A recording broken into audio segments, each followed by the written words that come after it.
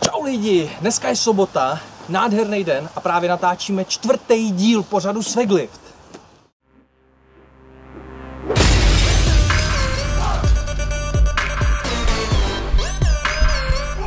Amazonka, Superžena, Slovenská strela, to jsou všechno přezdívky, které vystihují našeho dnešního hosta. Tím hostem je první žena v našem pořadu, která za námi přijela až ze Slovenska. Na tomhle místě tady, v Novém Boru, ve fitku Zeus, netočíme náhodou. Kdysi byly doby, kdy tu tahle borka dennodenně trénovala a stála u samého vzniku tohohle fitka. Tak sledujte, jdem na to. Výtečná sportovkyně, žena, která láme rekordy v těch nejtěžších disciplínách. Sandra Mokrá. Čau Sany, vítám tě u nás v pořadu, jsem rád, že jsi za náma přijela z takové dálky. Čau lidi.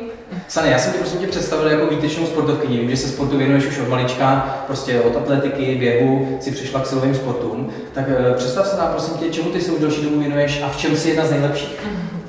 Takže venujem sa silovému trojboju, powerliftingu a k tomu ešte som si stále nechala tlak na lavičke bench press, čo bol vlastne športová disciplína, s ktorou som začala. Súťažne sa venujem vlastne tlaku na lavičke asi 7 rokov a silovému trojboju o nejaký ten rok menej. A tento šport som si vybrala z důvodu, že jsem strašně ráda cvičila s ťažkými váhami. Dobře, to ještě nějak potom rozvedeme. Takže prosím tě, ty už máš spoustu zkušeností, děláš to řadu let, tak prosím tě, jako kdy a kde to začalo? Že se ti začaly líbit ty těžké váhy? Ono to začalo samozřejmě v posilovni, tak jako by tento šport mal začať. Motivovalo ma vlastné úspechy. Zistila som, že mám naviac, začala som cvičiť s nejakými klasickými váhami a stále to išlo vyššie a vyššie, tak som si povedala, tak to by sme mali asi na tom popracovať. A kedysi dávno, myslím, že to bolo v roku 2002, sme ešte kedysi bol taký portál Bioma, ktorý ešte funguje. Mali sme stretávku a išli sme do Trenčína na majstrovstvá sveta v tlaku na lavičke. Tak som sa pozerala a povedala som, tak toto je niečo pre mňa, tak to vyskúšam. Tam si nesúťažila, tam si to nevidela? Nie, to bolo vlastne prvýkrát, kedy som mala prvý kontakt takýto súťažný ako divák, že je to niečo, čo by sa mi mohlo páčiť a niečo, čo by som mohla skúsiť trénovať. Určite nemám ani v 5 letech nenapadlo, že by to mohlo byť na nejakej súťažnej úrovni, ale povedala som si, že toto je ten šport, toto skúsim. Viděla si ten potenciál, tak prostě chtěla to zkusit. Hej, povedala som si, že prečo nie, vyskúšala. A už si jako tenkrát měla takový jako to chtění, že by si chtěla zkusit soutěžit, nebo si vtedy to bolo, vtedy som si vôbec neverila, že by som to mohla niekam dotiahnuť na nejaké súťažné pódium, ale páčilo sa mi, v podstate tá disciplína sa mi páčila, ten tlak na lavičke a povedala som si, že to budem skúšať trénovať.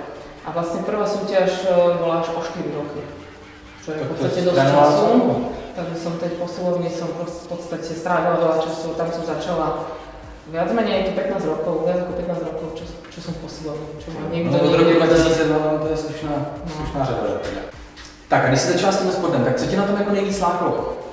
Co jako překonávat jako ty váhy? Prekonávať samu seba, samozrejme tam to začalo a potom musím sa priznať, že som bola trošku ješitná. A chcela som tak akože trošku dvíhať väčšie váhy, ako niektorí chlapci v posilovni a ono to išlo. A teď sa nedaří ako úspešne. Teraz to už je tak akože viac menej na normálnej báze, že sa to deje v posilovni, že sa odo mňa tak nejak všetci odsúvajú a nemám problém si zacvičiť, lebo proste počkám 5 minút a keď začnem cvičiť, tak všetci zdrhajú. Takže bolo to vlastne ten pocit toho, že to ide a vlastne to išlo stále pravidelne, proste som sa zlepšovala. Tak tam je to hlavne jasne vidieť v tom powerliftingu, že buď to zvedneš tu větší váhu, nebo ji nezvedneš. Tak, já se zeptám na tvůj největší úspěch v tom powerliftingu. Nemyslím jakoby nějaký titul, ale co pro tebe má jako osobně nejvyšší cenu? Čeho si nejvíc vážíš? Celkovo v tom športe, čeho si najviac vážim? Toho, čeho ty si dosáhla, nějaký úspěch? Je to možno trošku z takého iného súdku, okrem tých výkonov, ktorým prídeme a budeme rozprávať sa o súťažiach, ktorá bola najväčšia súťaž, možno spomenieme, ale bolo to v polovičke môjho súťažného pola, možno v roku 2009, kedy som vypadla na majstrovstvách sveta. Vlastne som dostala takú veľkú poučku, že ono to ide aj po 2 rokoch súťaže, že človek vypadne. Dostala som vlastne taký stres a strach z drepovania. A pre mňa bolo skôr najväčší problém sa vrátiť naspäť na to súťažné polo kvôli tomu drepu. Lebo proste som si neverila, že to proste tie ťažké váhy nezvládnem, v tom drese mi to išlo ťažko. Takže pre mňa bolo takým najväčším zadozučinením znova nastúpiť na to súťažné pole a znova ísť drepovať pred Pred rozhodcami, pred celým publikom aj na nejakú veľkú súťaž. Takže spíš jde o takové své osobní vítězství. Presne tak. To je niečo, čo vlastne není vidieť, lebo to nebola ani nejaká moja maximálna váha, ale proste prekonávať nejaký vlastný blok je asi to najťažšie, čo môže byť aj pre skúsenejšieho trojblára, lebo proste niekto, kto sa venuje súťažným. Tak a Sany, pověz nám svoje nejvyšší jakoby maxima. Netám se soutěžní, ale co ty nejvíce kdy zvedla na jednotlivý disciplíny? Pre mňa najvyššie sú súťažné, pretože iné Stejně jako košný. Áno, sa zhodli. Myslím si, že to je najdôležitejšie, len že mne sa viac menej podarí tie najväčšie váhy na súťaži, pretože si ich nenakladám v posilovni, lebo mi to príde v podstate zbytočné. A najväčšie teda výkony sú 180 kg na drepe, 127,5 kg, čo by som najradšej do tých 130 kg už zaokrúhla tento rok, budúci na lavičke bench press. A mrtvý ťah je 200 kg, taký novotečenejší. No pánové, slyšíte to? Myslím, že máte co dělat, abyste tohle dohnali. Teda, myslím si, že většina. No. Je to samozřejmě menšina, která dává víc, ale... Sú takí a potom sú takí, čo povie, čo, vy v tých vašich dresoch, no dobre, tak si to vyskúšaj. Skúsi to niekdy. No, tie dresy to neznamená, že to všetko potiahnu, a hlavne pri tej mŕtvole, ja myslím, že pri tom budú ťahnuť ten dres. Tam je rizí síla, že? A to prostě musíš ale presne tak. A nemrzí tě třeba někdy, jako, že tohle je docela okrajový sport, že to dělá málo žen prostě? Že je to takový underground, no. Že by se třeba přesunula, já nevím, k tomu crossfitu, kde je větší potenciál dělat to víc líp? Ja nepatrím k tým ľuďom, čo prevádzia kabel, ako hovorím Slováci, iný šport, kde je tam viac ľudí, je to proste populárnejšie ako podľa popularity. Ja robím veci podľa srdca, je to stále proste, mám rada tento šport, je tam menej ľudí, dúfam, že tam môžem vlastne stiahnuť môjim nejakým takým štýlom viac žien, ktoré proste buď sa báli, alebo proste nevedeli o tomto športe. I keď je tam väčšia konkurencia, mne nejde o to vyhrávať sama, keď som sama v skupine, proste si hľadiť ego, to myslím, že tí, čo ma poznajú, fakt vedia, že nemusím, takže radšej ostanem možno v menej zaľudenom športe a možno ho trošku sa budem snažiť popularizovať ako crossfit, ktorý je populárny sám sebou. Tohle já si hrozně vážím a vlastně tady lidí je hrozně málo, který vlastně se věnují něčemu, co dělá málo lidí a vydrží u toho, že většina lidí prostě si to zkusí, řeknou, no tady to dělá málo lidí, tady není jako moc potenciálně, jsou to peníze a takhle, tak na to prostě prdíme, že jo, a jdou za tím mainstreamem vlastně, že jo. Takže vlastně Trojboj je underground a díky takovým lidem, jako seš ty vlastně si to doufám jednou prostě podaří vystřelit někam vejš a bude to na úrovni prostě jako jiný sporty. Ja by som bola veľmi rada, keby tento šport sa viac menej rozvíjal a nebolo taký zabudnutý, ale proste na ňu ľudia ako keby nenadávali, alebo mali pocit, že to je taký o ničom šport, že tam je proste o veľkých tučných chlapov alebo škaredých ženách veľkých, aby vedeli, že proste tam sú, či sa týka chlapov, sú tam aj nejaké 60 kg, ktoré dávajú brutálne výkony, sú tam ženy drobnejšie, väčšie, vyššie a proste ženy, ktoré dávajú veľké výkony. Přesně tak. Takže není to pro žádný tupý hlavy. Třeba Sandra tam má vysokou školu, Martin Košnar, který tady byl předtím, má taky vysokou školu, takže vidíte, fakt jako intelektuál v tomhle sportu je. Když jsem se teďka zmínil teda tvůj vysokoškolský titul, na co byli zaměřený tvoje studia? Ja som špeciálny pedagóg, čo by v podstate asi by to nikto mne nepovedal. A do toho som si ešte urobila vlastne druhú vysokú školu, dvojročný kurz ďalkový trenéra, takže som v podstate diplomovaný trenér. Takže dá sa, že ty si profesionálny na papíře? Kulturistika, silový trojboj, ešte keď som vlastne doslovoval trojboju v tých rokoch okolo 2000 len, tak jemne zabrdala, no som ani sa vlastne nevedela do čoho, tak som si to potvrdila papiermi celkom dobre. Takže výborně, takže ty fakt prostě máš papír na to vlastně, že jsi profesionál, dá se tomu tak říct? Dá se tomu tak říct. A co ty si sami myslíš o tom, že by ženy měly dřít jako muži? Dejme tomu věnovat se tady těm extrémnějším tvrdším sportům, protože ženy jako ty jsou mnohdy jako silnější než muži. Nejen, že jsou vyrovnaní, ale jsou prostě lepší, silnější a tak. No ja... Pociťuješ to tak prostě? Neviem, či mám povedať, bohužiaľ, ale pociťujem určite, že je pár žien aj v novodobých posilovniach, ktoré proste makajú a niektoré sú silnejšie, není ich veľa, ale predsa stále také sú silnejšie ako chlapi. Myslím si, že sa tento trend trošku zlepšil v posledných rokoch, že tí baby viac začínajú makať v posilovni, že to už není začal takový, že trošku malý fitness boom, že je to takový... Ne, už to není bol to aerobik, behanie, dobre, to stále tento behanie je, ale proste, že to už není také, že tie ženy sa schovávajú do nejakých skupinových cvičení, že vydám viac žien v posilovni a ja som veľmi rada, lebo proste je to jeden z mojich takých cieľov dotiahnuť ženy do posilovni. Proste by sa nebali tých ťažkých váh, nehovorím, že ja mám patriť medzi tie príklady, ale keď už počujem... Ale tak by si si chtěla třeba? Keď už počujem náhodou také tie reči, že ja nemôžem veľmi ťažké váhy drepovať, nemôžem cvičiť, lebo budem mať veľké nohy, veľké vrch, veľké ruky, tak potom, keď už nevydržím, tak poviem, akože máš pocit, že ja som nejak veľmi veľká, akože viem, že patrím k tým vyšším, väčším. Takový ty nepodložený. Ale keď im poviem, akými váhami cvičím, tak tým väčšinou potom padnú sánky a potom myslím, že presvedčím, že drepovať z nejakou 30-40 kg činkou není fakt nejaké úplne.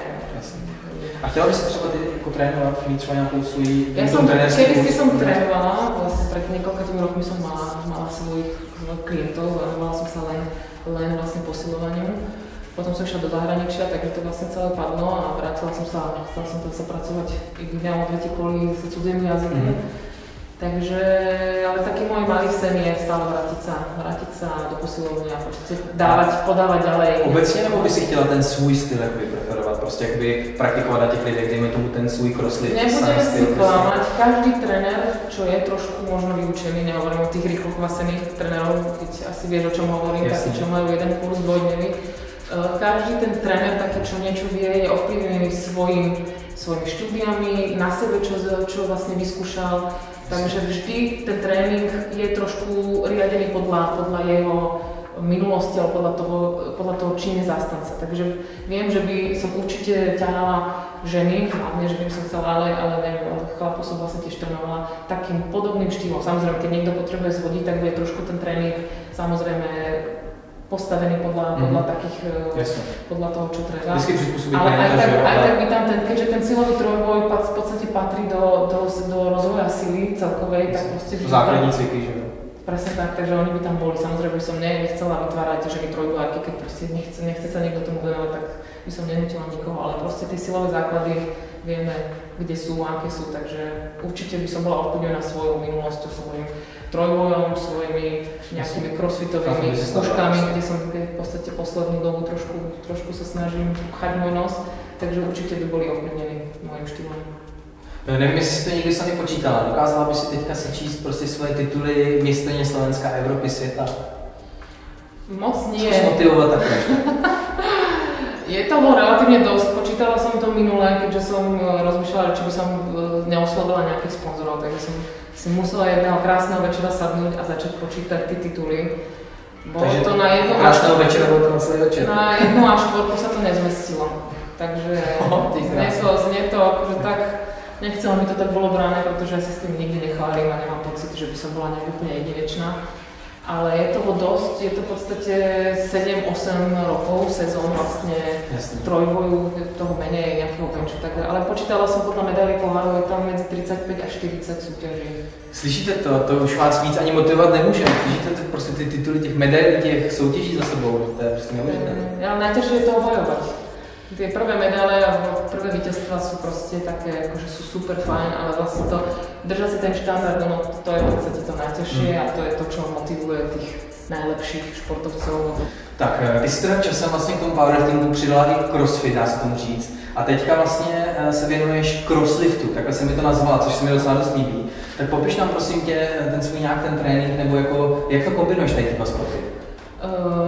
Rozhodla som sa vlastne vyskúšať crosslift už minulý rok, keď som si povedala, že nejaké tréningy vyskúšam kvôli kondičke. Vlastne my vieme, tí, čo robia trojboj, silový trojboj, že kondične sme na tom neboli nikdy nejak veľmi dobré. Veľmi je to potrebné tú kondičku mať na tie ťažké váhy a na tých viac opakovaní, 5-6 určite tá kondička je potrebná, takže som si povedala, že to vyskúšam.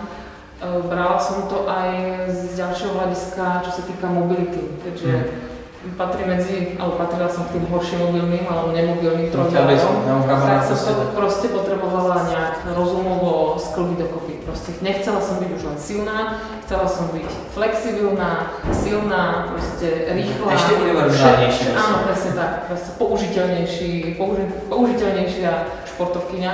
Takže som to začala nejako kombinovať. Bolo to síce ťažké, musím sa priznať. Prvé tréninky ma úplne odrovnali. Kdo si zkušený crossfit, tak jako makačka, dodržovat ty časy, jako fakt to je udýchať to. Veľký nápad. Vôbec svalovica taká, že to mi ani nejaké ťažké drepy proste v živote neurobí takú svalovicu. Musela som si vybrať. Najprv som to chcela kombinovať obidva športy dokopy, zistila som, že sa to nedá samozrejme, keďže crossfit je tak strašne široko spektrálny, že vlastne robiť vrcholovú alebo crossfit na nejaké také lepšie úrovni je strašne ťažké, lebo tých disciplín. A prostě dva sporty naplno, že jo? Tých disciplín je tak strašne veľa, že byť dobrý crossfitter je klobúk dole, by som povedala. Proste to, každý, čo to nejak vyskúšal, alebo proste sa tomu trošku rozumie, tak vie, že je to skoro až nemožné. A robiť crossfit a ešte silový trojbok, kde sú ďalšie tri disciplíny, v podstate iné, je tam len sila, ale tým, že to není spieranie. Keby to bolo spieranie a crossfit, tak je to niečo iné. Tak je to vlastne, nie som schopná, myslím si, že ani chlapi, ktorí lepšie regenerujú, nie sú schopní to kombinovať. Takže som vlastne z celého takého crossfitu a liftu vlastne vyšiel crosslift. Je to úplne presne skombinovanie týchto dvoch vecí. Tak co je prosím tě tvůj největší sportovní sen, co bys si chtěla splnit nebo dosáhnout prostě? Nemáš tam limity žádné? Nemám limity, ale ani tie limity si nedávam. Ani pre mňa není dosiahnuť niečo špeciálne, niečo, buď potiahnuť si nejakú špecifickú váhu. Pre mňa je to veľmi také globálne a celkové je proste venovať sa tomuto športu tak dlho, ako sa bude dať, buď na súťažnej úrovni, ale proste by som si to robila len tak pre zábavu, lebo tento šport my robíme hlavne preto, že že to máme tu. Takže ty si mi vlastne niekoho odpovedala, že vlastne ty ten sen, vlastne ty ho žiješ. Ja ho žijem a to myslím, že to je krajšie žiť sen, ako vlastne mať nejakú cestu a potom k niečomu prídem. Ja vlastne celú tú dobu tú cestu niekam vlastne žijem. Tú krásnu bublinu, ktorá vlastne ktorá nás teší, lebo tento šport, to asi možno viete aj vy, nikto nemôže robiť, to proste nemá rád. To proste, buď tie ťažké váhy, buď ten trojboj proste robíš z lásky, alebo nerobíš vôbec. Lebo robí to len preto, aby si dokázal, že som silnejší ako môj kamarád, alebo ako niekto, tak ne, tak proste buď alebo. Tak proč hlavně jako lidem doporučuješ dřinu a hlavně ženám jako tvrdě makat? Prostě jaký jsou podle tebe největší přednosti prostě dřiny obecně?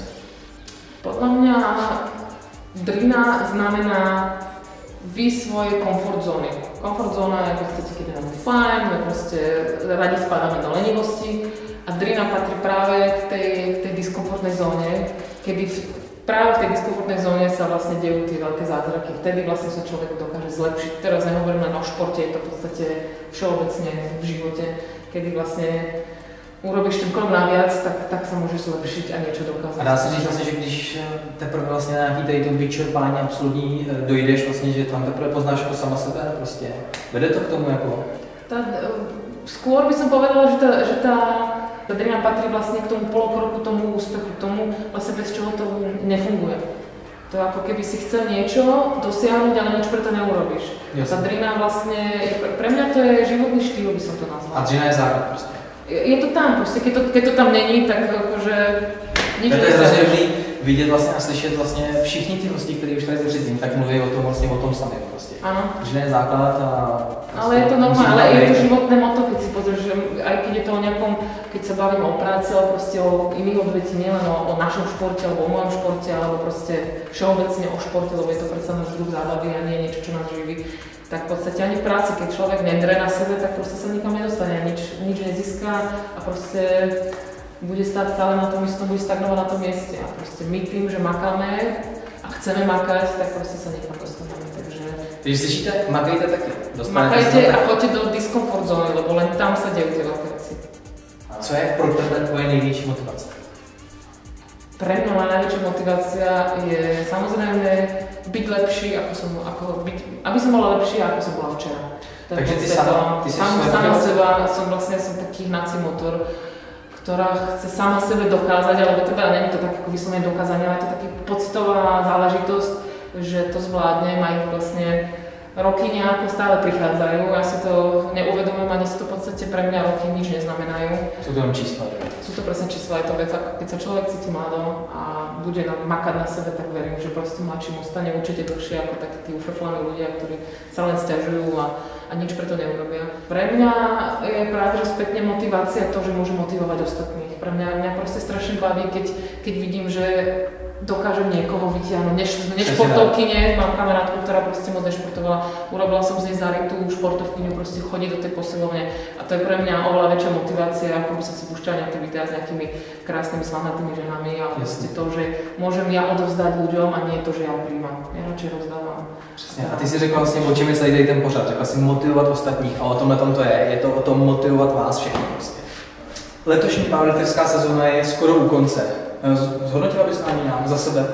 No, ja ešte teda koniec nemám, keďže som si ešte dovymyslela nejaké 2 súťaže, ktoré ma vlastne čakajú tak nejako mesiac.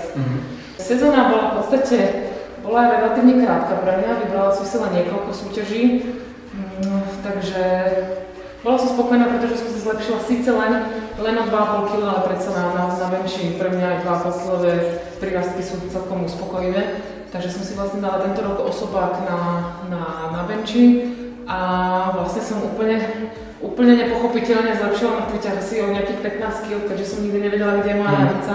Takže tam som si urobila na osobači výkony na 200 kg pre ženy, už každému, keď náhodou poviem, že no koľko máš mŕtvy ťah a ja tak 200, tak proste vyplešťa oči a keď ma náhodou nevidia, tak si myslia, že musím mať nohy jak 2 súdy. No, bude to v Bratislave, takže konečne takýto svetový pohár, bude to väčšia súťaž, to znamená, že ľudia z okolia, neviem ako je to fanúšik, tak sa môže prísť proste pozrieť, nie je to tak ďaleko. Takže tam ma bude vidieť, keby niekto chcel do Izraela, pôjdem na jednu súťaž, to majú asi ľudia ďaleko. To už je trošku z ruky. Takže tam tak akurát zakývam, pekný pozdrav a dúfam, že tam zase nejakú medailu získam. Tak kde ti lidi, prosím tě, hlavně dámy teda najdou, prostě dozvědí se o tobě víc, něco třeba o tom tréninku, o tvým zdravým životním stylu a podobně. Můžu tě někde kontaktovat? No určite, myslím, že každý má Facebook asi v dnešnej dobe, nie veľa ľudí, ktorí by Facebook nemal, takže na Facebooku určite mi môžu si to napísať. Keď si nájdem čas, ja veľmi rada poradím, pomôžem a live ma vidieť môžu v posilovniach, ako Fitin je taká väčšia sieť v Bratislave, ťažšie tréningy, teraz chodím do arény, do iného fitka. Občas si zacvičím v Krovináve taký typický funkčný tréning pro crossfit v Petržálke, takže je to tak dosť to striedam, som dosť taká nestabilná a striedam to posilovne podľa potreby. Jasně. Takže pokud se chcete ze Sany vidět nebo jí napsat, keď můžete jí oslovit v posilovni, nech se nikdo... Nemusíte se bát. Presne tak. Tak Sany, prosím tě, nyní máš nějaký svůj prostor, vzkaž lidem cokoliv, co chceš, kamera je tvoje. Ďakujem Pavlisovi, ktorý ma vlastne doviedol a mohli sme natočiť motivačné video. Budem veľmi rada, ak padne na úrodnú pôdu, ak sa pár žien vlastne do toho fitka vyberie a nebude sa báť, že tie váhy proste s nej urobia veľké monštrum. Ďakujem veľmi pekne všetkým, ktorí ma vždy podporovali a verili, že to proste niekam dotiahnem a budem motivovať a budem pomáhať ľuďom vždy, keď budem môcť a budem veľmi rada, keď sa budú ľudia zlepšovať. Tak Sany, já ti moc děkuju za účast v našem pořadu. Já doufám, že se vám dnešní epizoda líbila. Hlavně vás dámy, doufám, že vás to inspirovalo a motivovalo vás to. Já doufám, že my dva se uvidíme třeba na nějaký powerlifterský soutěži, nejen jako powerlifteri, ale teba třeba jako rozhodčí. Tak, můžeš se rozhodčit. Dobre, čaute. Myslím, že dnešní epizoda Svegliftu byla opravdu výjimečná a to hlavně tím, že jsme si představili první superženu. Tady jasně vidíte, hlavně vy, milé dámy, že tvrdě dřít se vyplatí a můžete i vy sklízet ovace na pódiích, stejně jako třeba Sandra. Nezapomeňte tuhle epizodu okomentovat na našem Facebooku, kde už máme téměř 1000 fanoušků, hrozně moc vám děkuju. Odebírejte náš YouTube, zčekujte náš Instagram a hlavně mějte se pěkně. Za týden se uvidíme u dalšího dílu. Čau!